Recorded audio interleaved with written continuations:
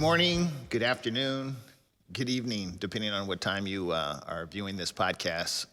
This is our ongoing series, what we call Race, Culture, and the Church. Race, Culture, and the Church. And we are having discussions with various community, civic leaders, religious leaders to enter into that. Again, if you had a Venn diagram with three circles, that area in between where they all overlap, race, culture, and church, that's where we want to enter into this discussion. And I am pleased today to have Tamiko Heim, resident of Sacramento, and now a candidate for District 5, City Council, Sacramento. Yes. Welcome, Tamiko. Thank you. Thank you. Thank you so much for making time. You live in Sacramento. Yeah. Your whole life? Born and raised. Yes. Boy, that's... My wife is born and raised in Sacramento, and I always say that she's you could probably count on one hand the number of folks that are born and raised in Sacramento. But, obviously I'm being facetious, but there aren't a whole lot of folks. No, and it's funny because some friends of mine, we were talking one day because they were talking about if we could cook a certain way. And we were like, well, we're first generation Californians, so we could cook. Wow, I'm not sure that. Wow, that's a thing, huh? Being a cook and a first generation Californian. Yeah, so they were thinking we can't do the whole Southern cooking thing because we're Californian. Correct. And avocado is all we know. Avocado toast. That's right. Avocado toast, little arugula. Those types of things. And some shut your mama on top. We know. I'll have to look for that in Sprouts or. You can get from World Market or really. I would have to go to World Market. That's for sure. They pretty much have everything. Born and raised. One thing I have found about folks that have been born and raised in Sacramento, they identify by high school. Yes. So which high school did you attend? Oh, see, here's the tricky thing about me. I graduated from Hiram Johnson. Okay, HJ. I went to elementary school and middle school with everybody from Hiram Johnson. However, the base closed my freshman year going into high school. Oh, wow. So when that base closed, my freshman year, I had to move to Reno. So you're a military child? Well, my mom worked at the commissary, but I am a product of most of my family being in the military or being in some type of peace stuff, something. So what brought you back from Reno to Sacramento? No one likes Reno. I mean, I won't tell the folks in Reno and Sparks. I'm a Sacramento kid. Okay. It's very difficult to adjust. Okay. But I still have a best friend from there I talk to all the time, so I can't say I hated Reno. Yeah. So we came back once my mom got a position at McClellan. So I was still around the military base, and then I went to Center High School my sophomore year and part of my junior, and then I was able to get back to the old neighborhood and back to my roots. From HJ. And graduate from HJ. Very good. Yeah. Very good. Like everybody else in my family, other than my dad who graduates from Sac High. So you have, sounds like you have relatively deep Oak Park roots. Well, I wouldn't say that, mainly because I grew up more on the outskirts. So I came to Oak Park every Sunday, Wednesday for Bible study, Thursday, and when I got in trouble sometimes for, usher lessons. But my grandparents, when they first moved out here, both sets actually purchased their first places in Oak Park. Moved out here from? So my one set were military, so they traveled all the time. So one grandmother was from Shreveport, Louisiana. My grandfather was from Evansville, Indiana. And they were military, so they traveled all over. But when they first moved to Sacramento, they bought in Oak Park. Gotcha. And then my other set, my grandmother moved from Oroville. And they moved into Oak Park. And they had their house off of Perry Avenue all my life. But by the time I came around, everybody was living in the suburbs.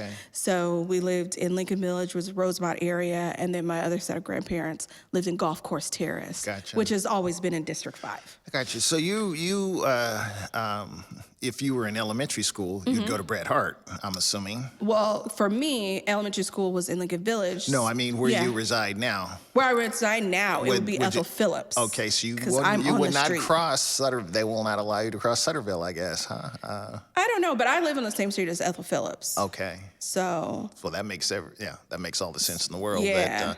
But but a lot of Oak Park kids go to Bret Harte. correct. Well, back in '67, when my parents moved here from Bakersfield, one of the few areas that African Americans could live, Oak Park, Glen Elder, De Paso Heights. A good old redlining. That was it. And so I went to Bret Harte, 4th and 5th grade, back in the day. I say all that to say you're kind of like peeking over the fence into Oak Park, so to speak. Over the course of your life, still relatively young, what's been your observation in terms of the history and trajectory of the community?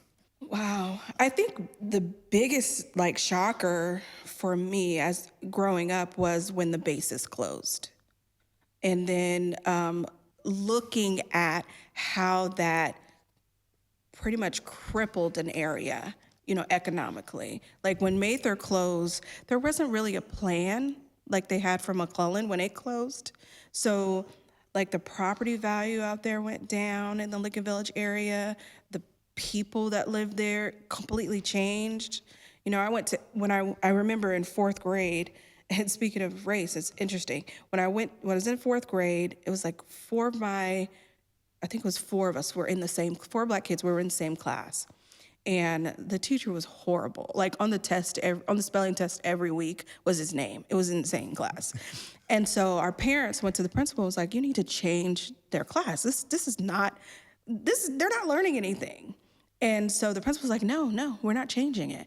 And so our parents said, we're going to move them out of the school. And so I went from A&Win to Abraham Lincoln. Well, the principal told him, no, we're going to stop you. We don't have enough Black kids to fill our quota. Wow. And to us, we were like, I didn't even know we had a quota. And we didn't even notice that we were the only Black kids in the school. Wow. So I guess, the changing of that district, it went from us being the very few at that time to when the base closed, the neighborhood changed drastically because it was a flight, because there was no jobs out there really. And everybody was brown. And then to now, it's mostly some Russian or something along those lines. Very diverse community. Yeah. Getting back to this community again. So I'll ask again, what has been your view of where we are today versus, say, where we were 5 years ago? Just in Oak Park. So Oak Park, Curtis Park. Well, outside looking in for Oak Park, the shops have changed. The people have changed. There's been almost like a lot of groups of new people have moved into Oak Park. For a long time, this was an area full of people of color. To see less and less of that, it's interesting. It's an interesting change. As I was walking in today, I was remembering coming to this church and just the bustle of everyone running around, kids outside playing, but it was everybody that pretty much looked like me, to not so much anymore, driving down the street, sitting at the cafe, and it's I barely see people that I'm used to seeing. I'll get back to the hold that thought. You're 1/3 of the marquee Sandbox Sisters. Yes. Tell us what that's about. What that means. Or what it is. So we're 3 friends. There's actually probably about 5 or 6 of us that grew up together. So one is Tisha Sims, Lindsay, and the other one's Kendra Montgomery Block.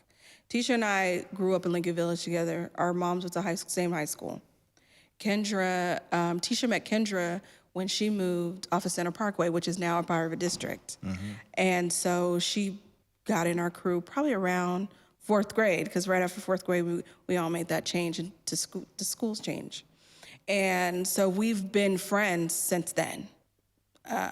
So what the podcast that we had was really to highlight women of color and their businesses or an aspect of wellness during COVID times. We were used to being around each other all the time. And during COVID, with everybody different working schedules, we wanted to figure out a way to stay connected other than just our regular group texts that could get crazy. So we said, why not form a podcast where we talk about what's currently going on or some pop thing, and then we interview women that are doing things in the community or are Women building in general, businesses. women of color. Mostly women of color. We had one person that we thought we had to have on there, which was Vaja. She's over at Sac State, and she's like, I believe, the dean of social justice. So that's one of the exceptions. Yeah. So what are some of the issues that you're addressing? You said it was born out of COVID. So some of the issues we addressed were how to buy a house. I think that's one of the first. I can't remember what episode, but it was one of the first episodes. My cousin is a realtor, both here and in Georgia, and so we had her on to talk about home buying. We had Tisha's brother. We've only had, I think, 2 or 3 men on the episode, and we had Tisha's brother talk about how to get a mortgage. So it's just informative way to reach people and how we can move forward as a community. Okay, so Sandbox Sisters. I want to make sure I say this the right way so it doesn't, because it could be taken the wrong way, and I definitely don't want that. But because everybody, and I do mean this, everybody has a role to play in community, and community is a big doggone deal for me. But with respect to African-American women, do you see African-American women playing an outsized or a bigger role, or have bigger opportunity to impact community in a way that is obviously, I say obviously, positive, in a positive way? It seems like, with Ketanji Brown Jackson and the grilling that she seems to have gotten as she has gone before committee, but she has presented herself, in my opinion, exceptionally well. So now there's conversation around African-American women and the opportunity to impact community in a significant way. What are your thoughts on that? I think it's funny that the conversation is happening now, how we impact community, when we've always impacted community.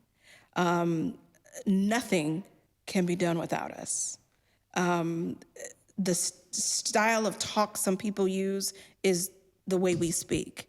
The style of dress, how we comb our hair, it's always a part of conversation. It's always a topic of something. So it's interesting that we are now getting paid attention to when we've always been there, driving, if not the conversation, pushing the person, the man, the march, the food, the something always forward.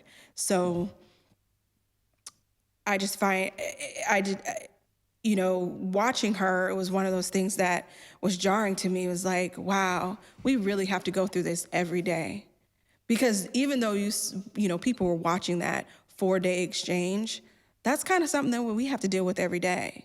When we go into the office, when we show up to something, even giving our opinion, it's questioned or overlooked or talked down to when you end up doing exactly what we said in the first place.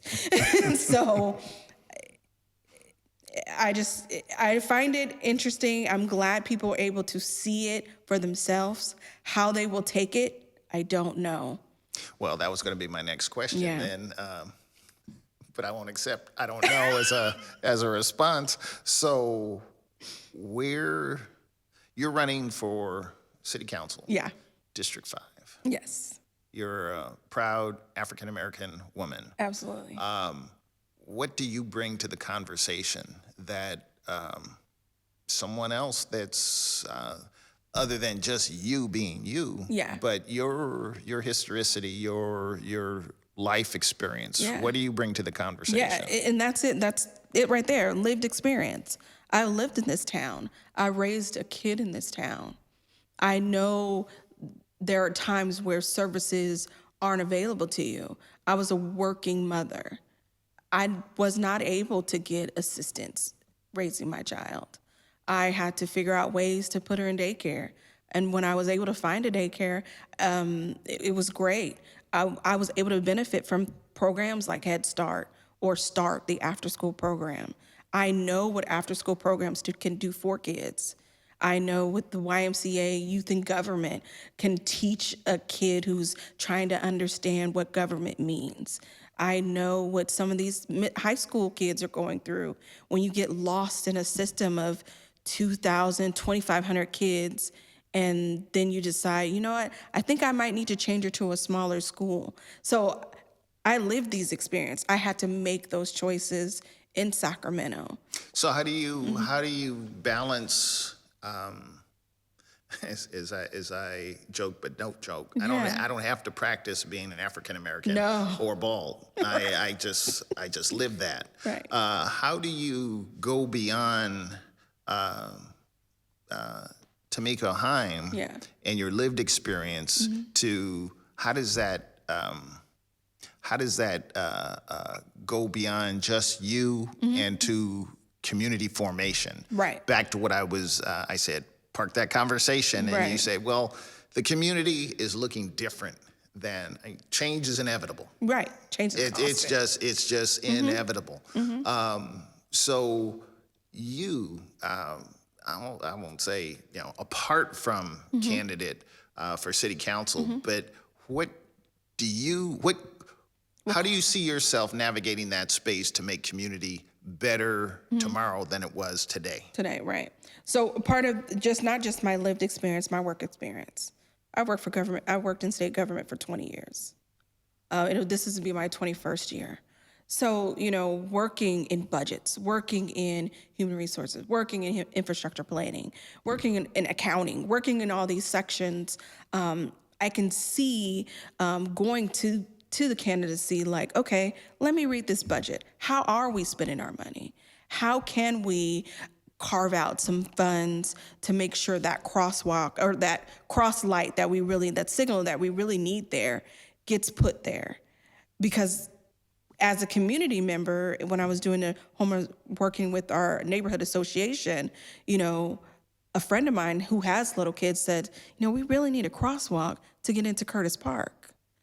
And so all we kept getting was, we have no money, until we begged and pleaded to Jay's office and constantly talked about the dangers and the need for kids to get across the street. We finally got a light.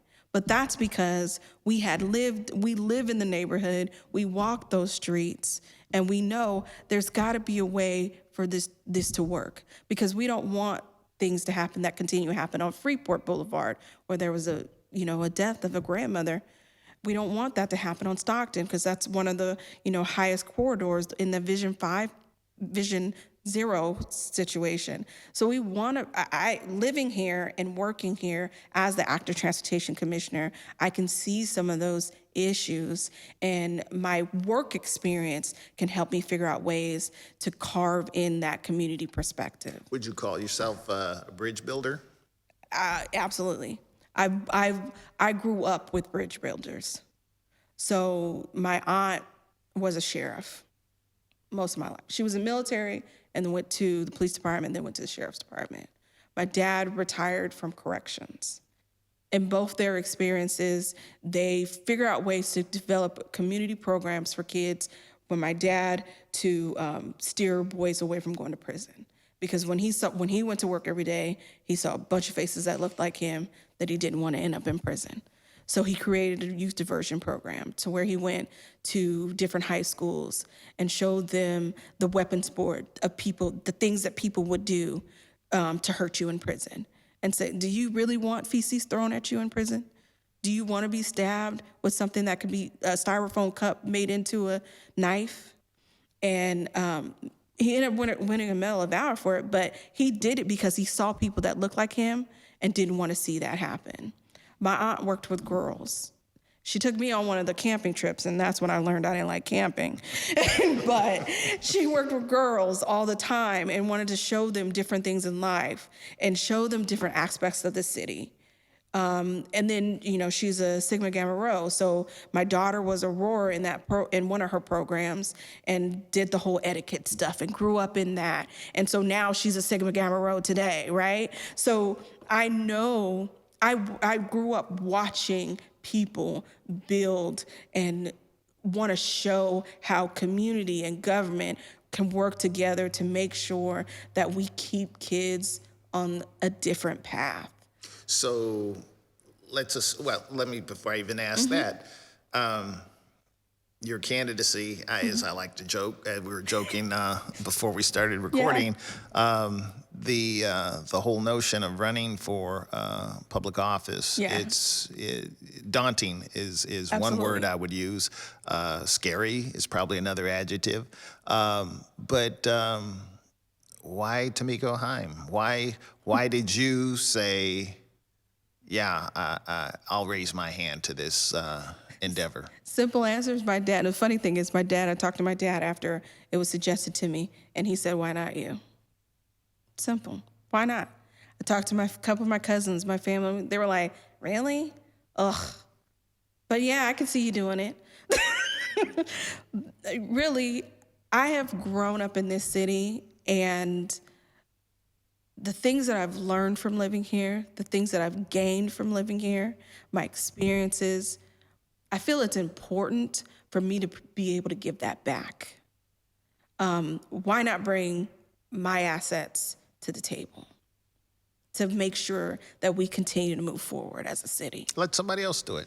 Nah, anybody else do it, they won't be me. They won't have that lived experience. They won't think about how one closure of one base can affect one child, or actually a whole neighborhood. They won't think about how this store that was on this corner for years and years and years fed people, or how they don't even know that used to be H&B's up the street. They don't realize what Thompson's funeral home means to people, what Morgan Jones means to certain people. That's why me. So let's just play what if. So what if Tamiko Heim gets elected and she's sworn in, I guess would be January of 2023. What are the, I'll just pick any number, top 3 things you would focus on? For me, it's been workforce development, workforce readiness, and connectivity. Okay, unpack that. Yeah. So readiness for me is getting people to be able to get a job, right? How does your resume look? Do you understand is financial literacy? Workforce development. Let's get you in a program to make sure that you can get the job that you need. Let's get you one of these union jobs. Let's get you ready for when Aggie Square opens up for you to be able to work there. Let's get you ready so that when these changes happen on Franklin Boulevard and the constant price of stuff continues to go up, that we are able to keep you in the neighborhood. You're able to afford whatever comes your way. You're able to afford to buy the house that you've been renting for however long. So that's workforce, all workforce related. Connectivity. Okay. So connectivity for me is how we're getting around town. I mentioned before some of the lights and the crosswalks and things like that. Some of the districts still doesn't have sidewalks. Some of the districts is really dark. If we want to work towards a emissions nice climate change area, we need to continue. We need to put in that infrastructure to where people can walk to the store, where people feel like they can see down the street, where we have good sight, good lighting and crossing, where we can get from one section of the neighborhood to another. Again, let me say again. Yeah. The things that you're mentioning, I'm going to push you. Are today things. What about tomorrow things like education? Education. Well, there's only so much we can do in education, but I would love to continue to partner with some of the nonprofits that are already working to educate kids. I've volunteered for quite a number of them.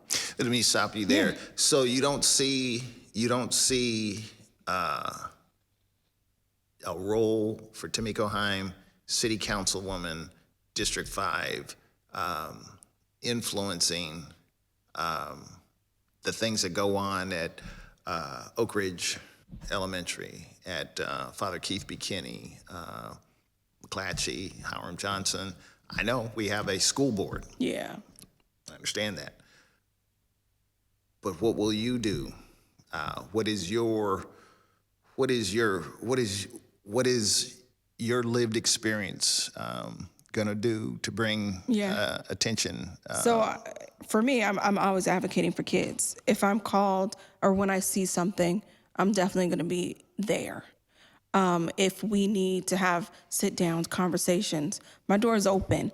I'm into working with whoever we need to work with to ensure that kids are moving forward and being educated. I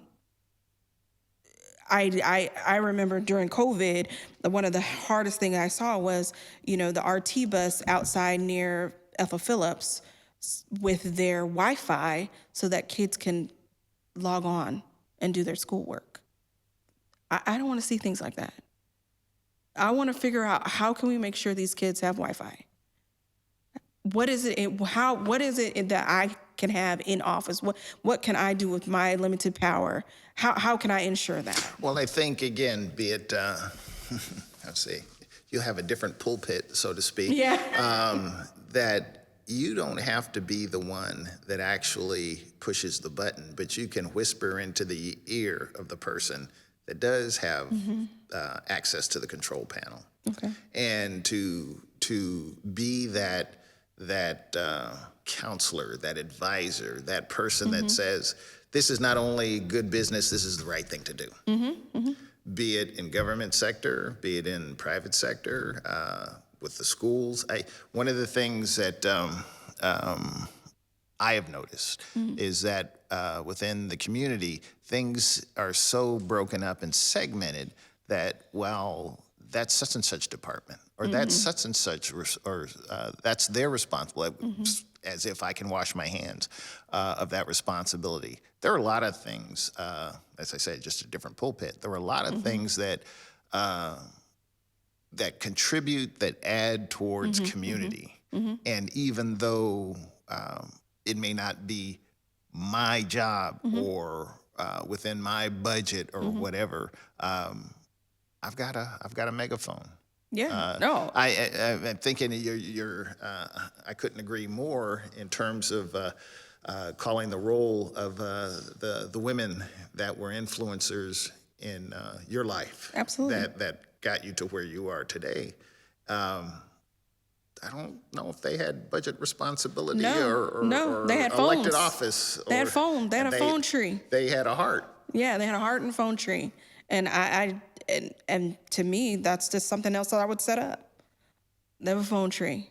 Who do we need to call? And I mean, even now, sometimes when I need to get to somebody, I always joke that I'm Kevin Bacon and I'm 7 degrees from somebody. So it's like, who do I need to call to get to somebody else? That's all. Sometimes that's all you can do. How can I get this number? Give me this number. Well, so I can begin that whisper. But do I get to stand behind the pulpit this time, though? You know, in church, I can't stand behind the pulpit. I don't know which church you're attending, but that's a different conversation. But that's definitely not an issue at City Church. So that's a different issue. And that's, I mean, all kidding aside, I think that speaks to the point I'm trying to make, or to tease out, is that, well, that's not my job. Yeah. That's not my responsibility. I'm not even allowed to converse in that area. Says who? Yeah. And says who? But that happens a lot. But what I do and what I've done and what I've continued to do is always call somebody. I may not be able to say it in front of you because of protocol, but I bet you I got an uncle that's going to say it for me. I bet you I got a cousin that'll make that call. I am one of my adages has been I am more apt to ask for forgiveness than permission. Mm-hmm. I'm going to lean into the need that I know. Mm-hmm. If there's a need, let's deal with that. Mm-hmm. And if for whatever reason bounds are overstepped, I'm sorry, my bad. But it needed to be done. Yeah. So usually what happens, though, even though I have someone make the call, it's already done. They're just saying, hey, my niece went ahead and changed that for you. Just letting you know. Well, Tamiko, we have, we've run out of time, and I still have questions. But I still have two that I've been remiss at asking at every one of our podcasts, but I'll ask you, what was the last song you listened to that you were tapping your feet or popping your fingers to? Really? The funny thing is, oh my gosh.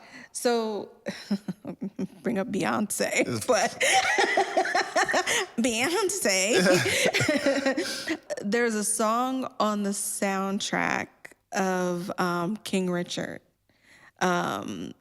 And I'm drawing a blank on the name of the song.